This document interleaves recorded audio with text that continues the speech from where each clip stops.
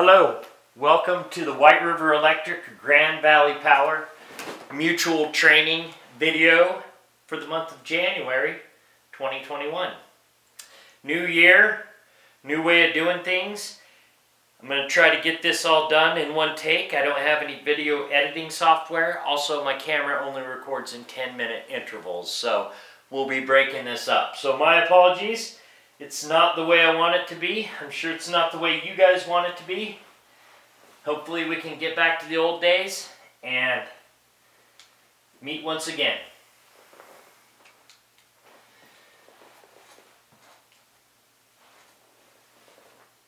So the learning objectives we're going to talk about today is what is the hazard communication law in OSHA, White River Electric Grand Valley Power Hazcom policy. We're going to talk about COVID. We're going to talk about chemical environmental hazards. We're going to talk about exposures, personal protective equipment, MSDSs and SDSs, primarily safety data sheets, first aid, emergency procedures, GHS labeling, fines, and lastly, we'll do an example of how to get an SDS on MSDS online. So, hazard communication is the communication of hazard by the employer to the employees. The employees have every right to know what hazards they are exposed to in the workplace. Chemical hazards, environmental hazards, viral hazards, any hazard in the workplace should be relayed to employees through signs, through SDS sheets, and through training. And the employer has that responsibility to employees. And this is the law. It's in our general industry. All the inside folks are general industry. The line crew, engineering, kind of straddles that between general industry and construction industry. So, hazard communication in OSHA, the purpose of it is so that employers relate all hazards to employees. And they transmit this data in clear format, and we do that through safety data sheets. We do it through training. What we're doing now, we're going to label containers so you know what is in that container. We're going to put up signs if there's a hazard. White River, Grand Valley Power have hazard communication policies. Basically, they're comprised of everything that I'm talking about today.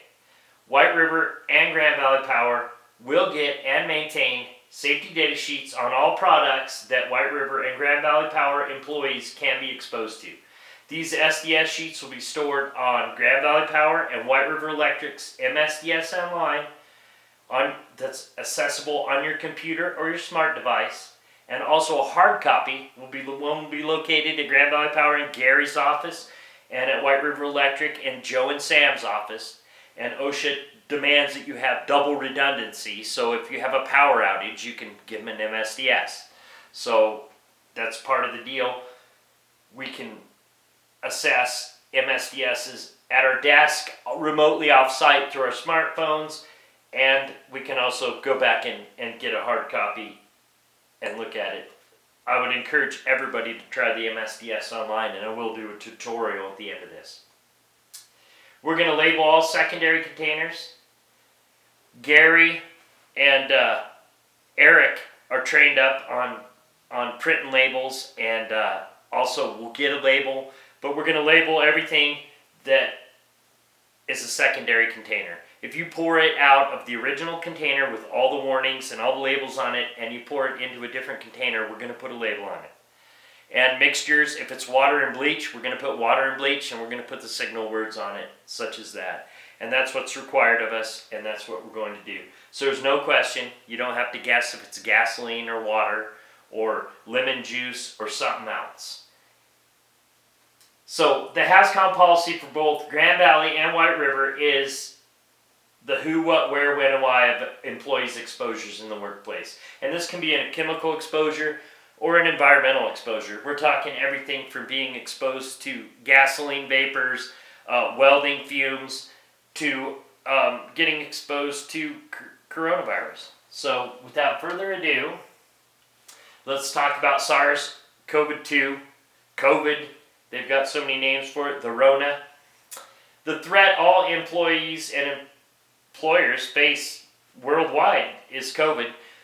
The transmission rate at work, generally speaking, is a lot lower than other exposures out there. And I think that's because employers have mandated masking, have mandated hygiene, have done their part to decontaminate areas.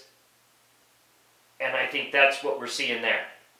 But we got to ask ourselves how to best protect our employees, how to keep employees safe at work. And the Hazard Communication Standard does cover the COVID in the workplace, as many other exposures in the workplace possible. So there's been a clear statement from management all along at both White River Electric and Grand Valley Power, from management, from the board, that if you're sick, stay home. Wear masks. Practice social distancing and hygiene are our main tools in fighting COVID. If you're exposed, quarantine, isolate, test, verify that you don't have it before you come back to work and spread it. And we do have some employees that work from home at both locations, and other co-ops still have employees at home. And I don't know if this is the new normal or what, but employees that have health issues, generally speaking, are at home. And I'm not saying just because you have a health issue. It's good to help prevent the spread of COVID within our society. In 2020, the OSHA fines were as follows, and as you can see, our line crew is exposed to a lot of that, and so is our engineering. Any outside employer of Grand Valley Power or White River Electric is fall protection, boom, number one. Hazard communication, number two, boom. They come in, they look for they find a product, they look for an MSDS, SDS, they can't find it, boom, instant fine. It's the low-hanging fruit. That's exactly what CREA does, and when they come in for RESAP, is they'll grab products randomly throughout the building and search an MSDS for it or an SDS for it. And if you don't have it, that's a gig. So that's why we audit every year. That's why we ask employees to please tell us what you're bringing into work, and we'll work with you. Scaffolds. Lockout, tagout. We deal with lockout, tagout a lot. More tagout than lockout, but we have a lot of lockout, tagout at both locations. Respiratory protection, maybe. We shouldn't be getting in situations where we're inhaling dangerous chemicals, being exposed to quartz, anything like that. Silica dust is a big one. Ladders. We got people on ladders all the time, every day. Powered industrial trucks, that's a forklift. We've got forklift and we've got material handlers, we've got it going on. Fall protection, training requirements. There's fall protection again. Boom, boom. Machine guarding, that's the guards on our tools that we have.